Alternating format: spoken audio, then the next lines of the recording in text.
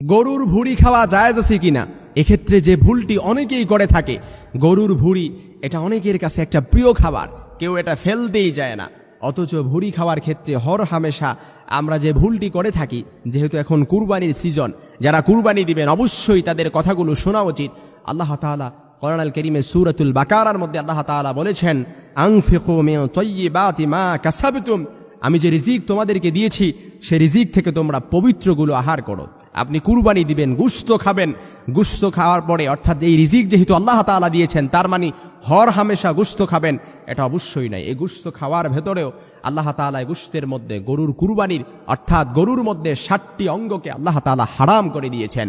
এর মধ্যে আপনি যে অঙ্গগুলো খাবেন না আর যে অঙ্গগুলো খাবেন এটা আমাদেরকে বুঝতে হবে।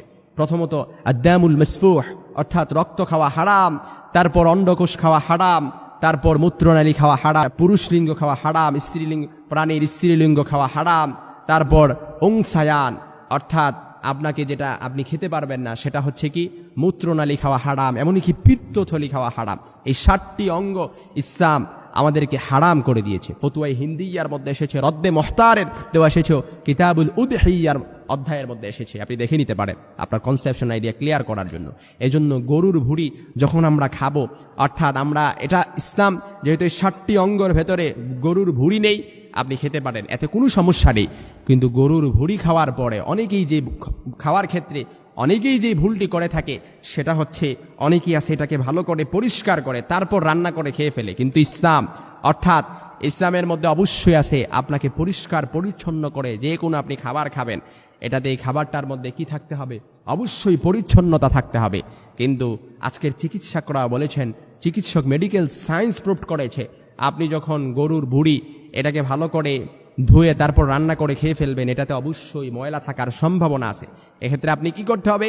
তাহলে চিকিৎসকরা বলছে গরুর ভুঁড়িটাকে আপনি টুকরো টুকরো করে 3 থেকে 4 মিনিট আপনি ফুটানো পানিতে অর্থাৎ সিদ্ধ ফুটানো পানিতে আপনি এই গরুর ভুঁড়িগুলো ঢেলে দিবেন, 3 থেকে 4 মিনিট রাখবেন অন্ততপক্ষে। রাখার পর আপনি যখন এটাকে রান্না করে খাবেন তখন আর এতে কোনো সমস্যা নেই ইনশাআল্লাহ। এই জন্য গরুর ভুঁড়ি এটা সম্পূর্ণ হালাল জায়েজ আছে, এতে কোনো সমস্যা নেই। কারণ 60টি অঙ্গের ভেতরে হারাম যে 60টি অঙ্গ আছে, এই 60টি অঙ্গের ভেতরে ইসলাম কোনো জায়গায় বলে দেয় নাই যে গরুর ভুঁড়ি আপনি খেতে পারবেন না। কারণ অনেকের কাছে এটা পছন্দনীয় খাবার, আমরা অনেকেই এটা খেয়ে থাকি আলহামদুলিল্লাহ। কিন্তু এক্ষেত্রে অবশ্যই আমরা যে ভুলটি করব না, অর্থাৎ আপনি ঠান্ডা পানিতে অনেকে আছে পুকুরে, যারা গ্রাম অঞ্চলে আছে পুকুরের মধ্যে এই গরুর ভুঁড়ি ধৌত করে ভালো করে ধৌত করে সাথে সাথে রান্না করে খেয়ে ফেলে না। আপনাকে অবশ্যই এটা ফুটানো পানিতে 3 থেকে 4 মিনিট এটাকে আপনি তারপর সিদ্ধ করে আপনাকে অবশ্যই খেতে হবে।